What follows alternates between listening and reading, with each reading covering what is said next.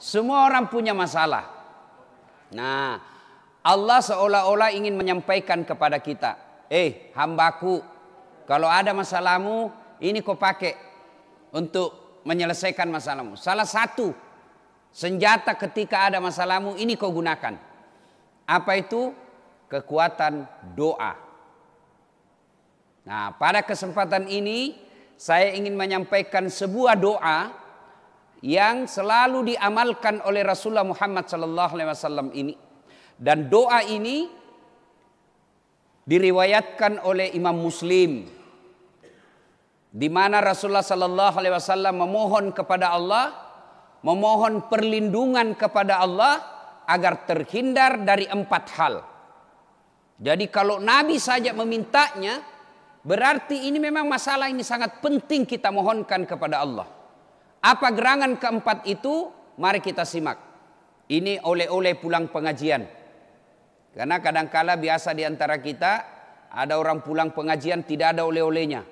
Kecuali Jalan Kote. Ada kuliah Jalan Kote di depan.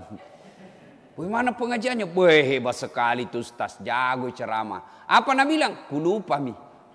Nah, kali ini saya berikan oleh-oleh untuk diamalkan. Doa itu Rasulullah memohon kepada Allah perlindungan terhadap 4 hal. Apa itu? A'udzubillahi minasyaitonirrajim. Rasulullah berdoa, Allahumma inni a'udzubika min qalbin la yahsa. Pertama Rasul minta, ya Allah, lindungilah saya dari hati yang tidak bisa khusyuk. Penyakit hati ini.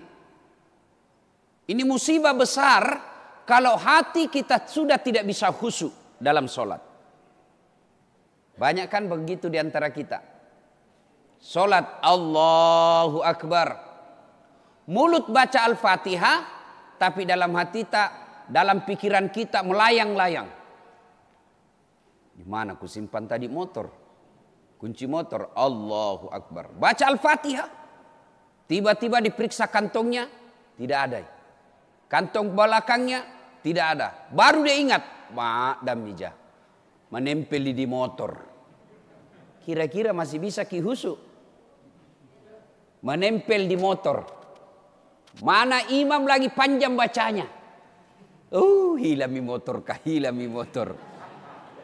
Iya kan? Allahu Akbar. Rakaat kedua, mulut baca Al-Fatihah. Tapi apa dalam hati tak? Tadi uang 100.000. Beli bensin 50.000. Beli pulsa 30.000.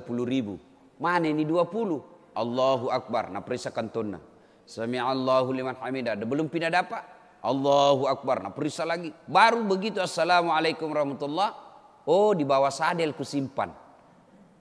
Berarti dia sholat bukan yang ingat Allah, tapi ingat uang. Cari uang. Ada orang seperti itu. Dan penyakit hati ini jauh lebih bahaya daripada corona. Tidak ada orang nanti masuk neraka. Kenapa kau masuk neraka dah saat positif corona? Tidak ada. Yang bisa membuat kita masuk neraka, terhindar dari sorga, gara-gara apa? Sombong, takabur, pembohong, kepala talang. Ini semua penyakit hati. Dan ini penyakit hati jauh lebih berbahaya daripada penyakit fisik. Saya kasih contoh. Bapak ke Maros. Bawa mobil. Yang nyetir tangan. Yang nginjak gas rem apa? Kaki. Yang melihat tanda rambu-rambu lalu lintas sepanjang jalan apa? Mata. Yang berpikir sepanjang jalan bawa mobil apa? Otak. Tapi begitu mau ada tikungan apa tertulis? Hati. Tidak ada tertulis otak. Itu oleh-oleh khas Makassar, otak. Di masjid atau di kantor wali kota ada pengumuman. Yang menulis pengumuman apa? Tangan. Yang melihat salah atau tidak ketikannya, mata. Yang berpikir sepanjang menulis pengumuman itu apa? Otak. Tapi begitu mau diumumkan pengumuman, apa Nabi bilang announcer? Perhatian, perhatian. Tidak ada bilang perotakan, perotakan.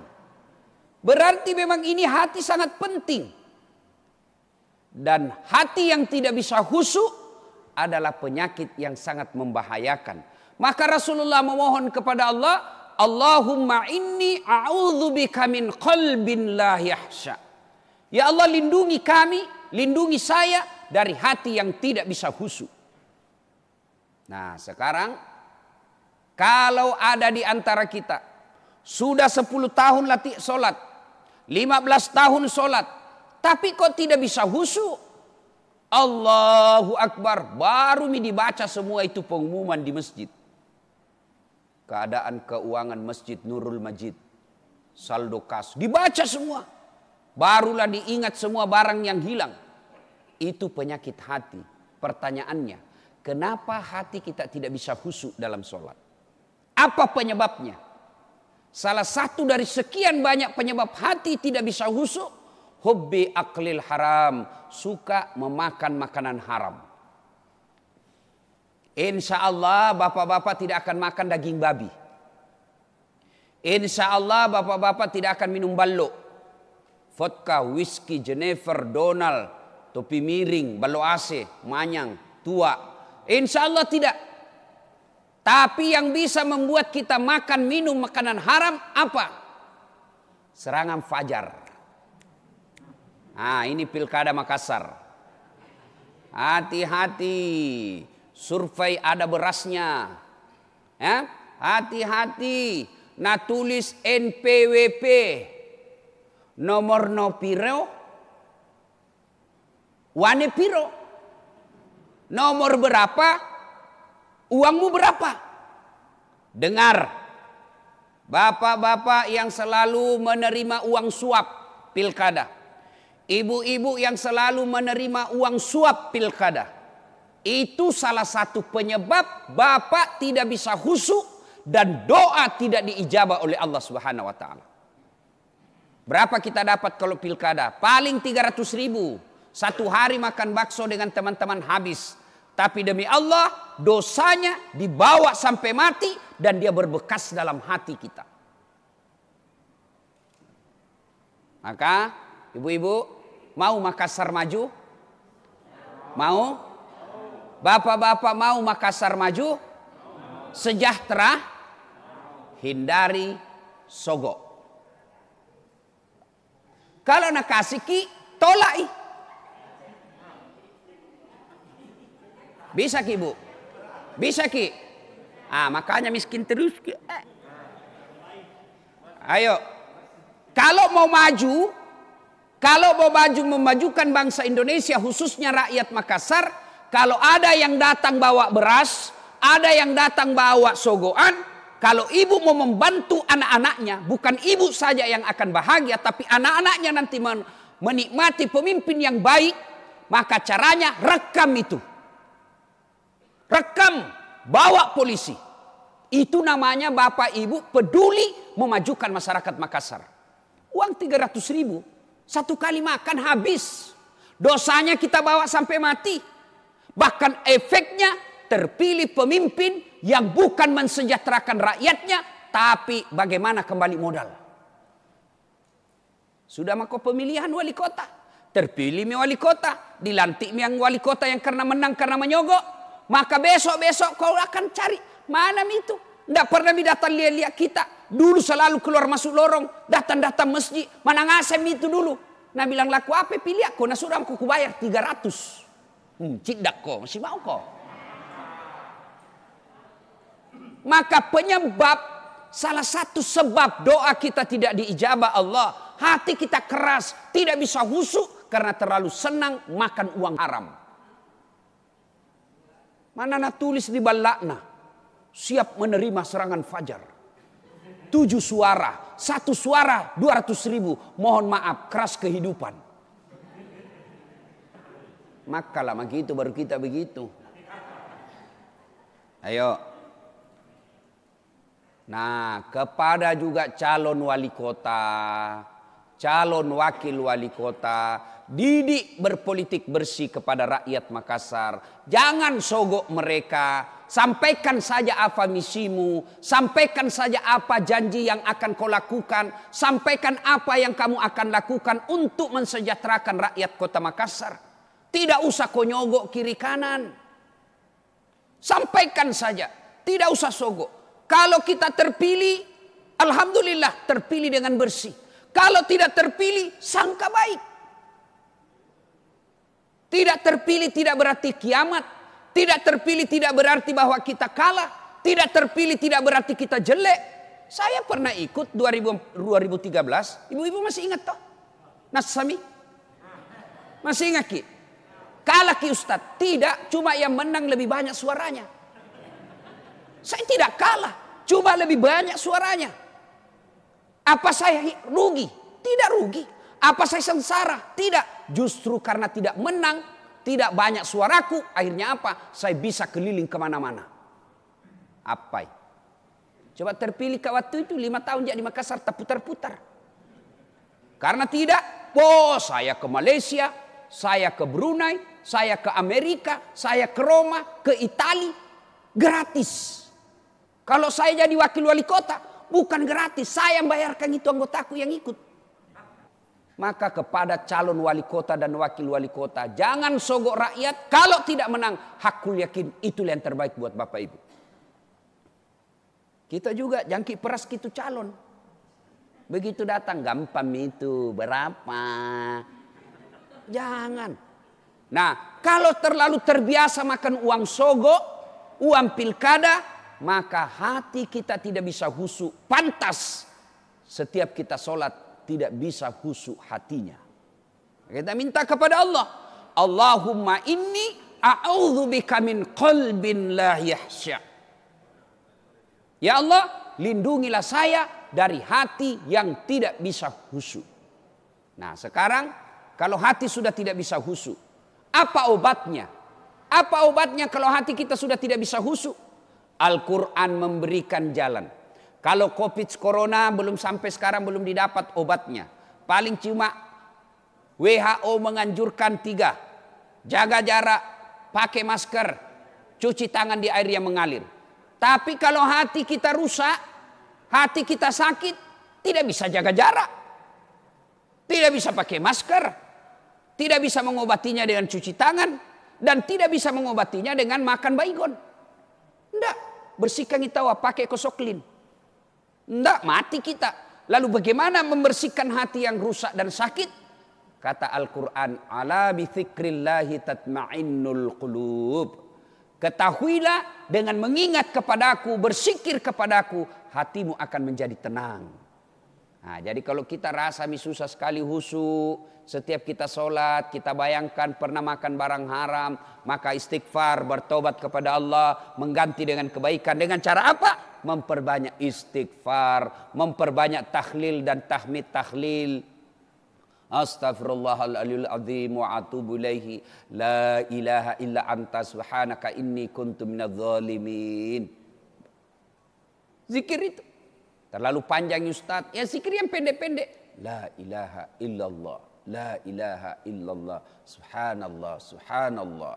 Kata Nabi, ada 2 kalimat yang sangat ringan di mulutmu. Gampang kau ucapkan tapi timbangannya nanti di akhirat berat. Sangat berat timbangannya, yaitu kalimat subhanallah walhamdulillah. Nah, ini yang pertama yang kita minta kepada Allah. Perlindungan dari hati yang tidak bisa khusyuk. Yang kedua, kita minta lagi kepada Allah Subhanahu wa taala, wa min nafsin la tasba. Ya Allah, lindungilah kami, saya, dari nafsu yang tidak bisa puas. Ini kalau nafsu tidak pernah puas, hakul yakin tidak akan pernah bahagia dan tidak akan pernah rasakan kaya.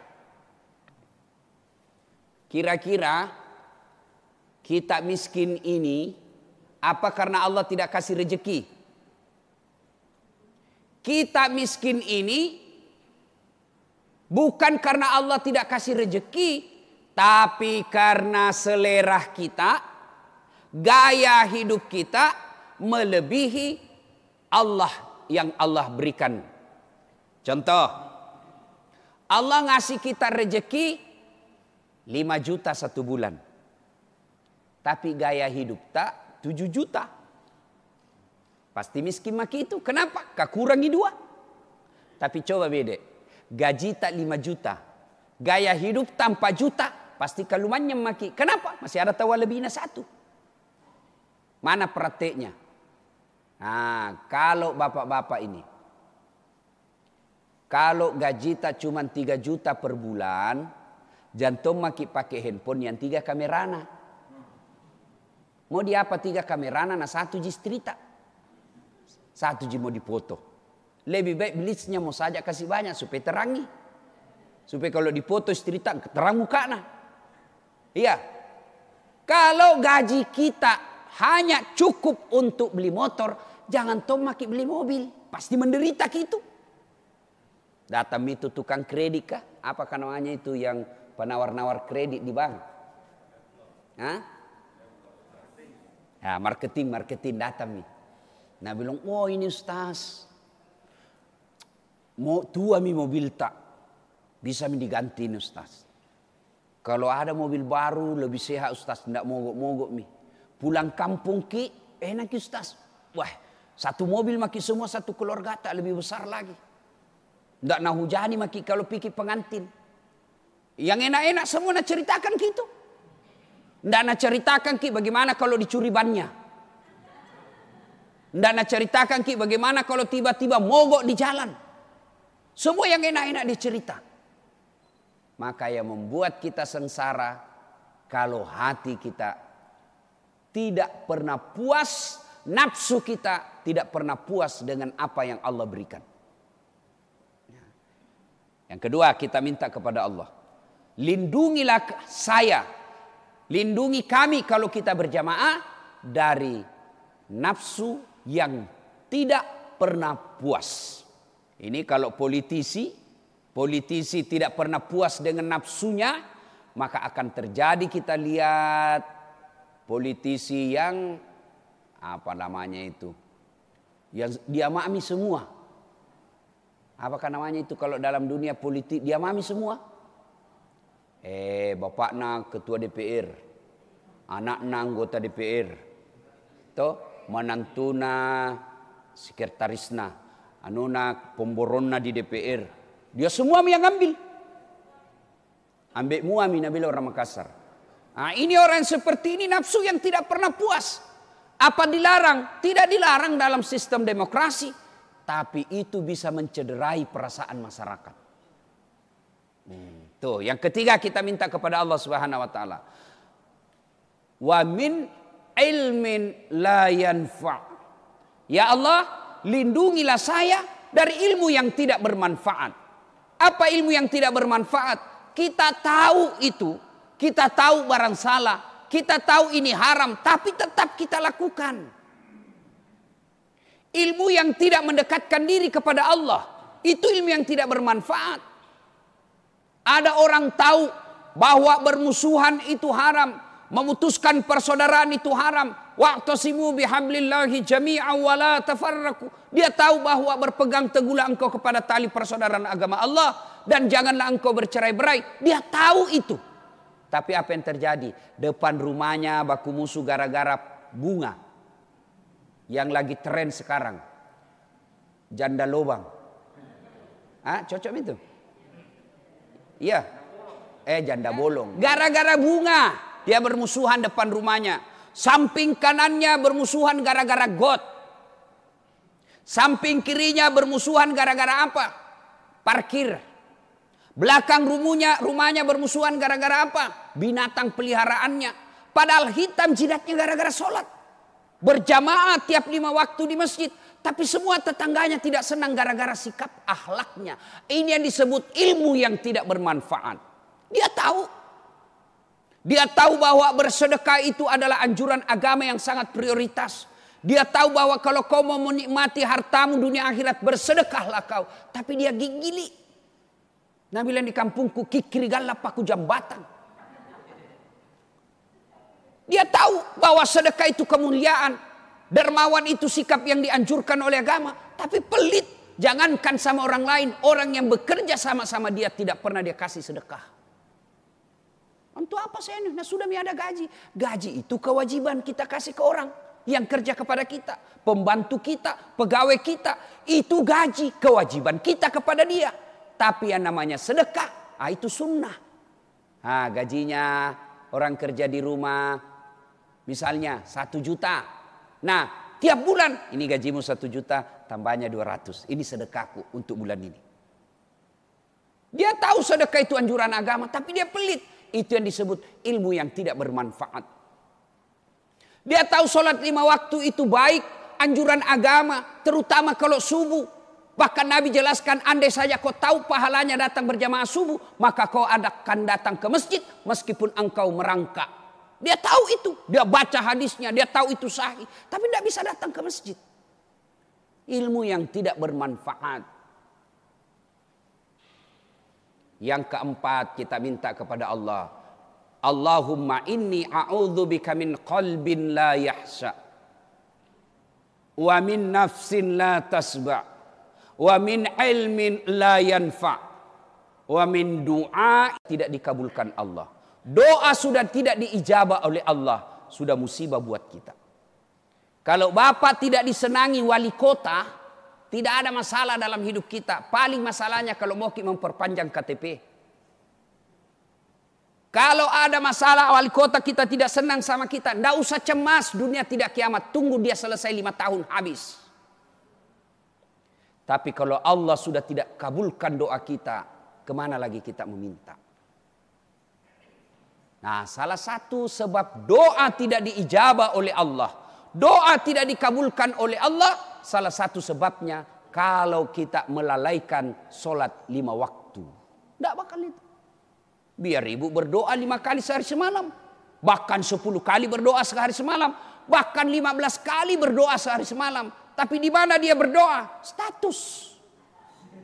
Ya Allah, lindungilah kami dalam perjalanan. Sibuknya itu Tuhan mau baca status tak?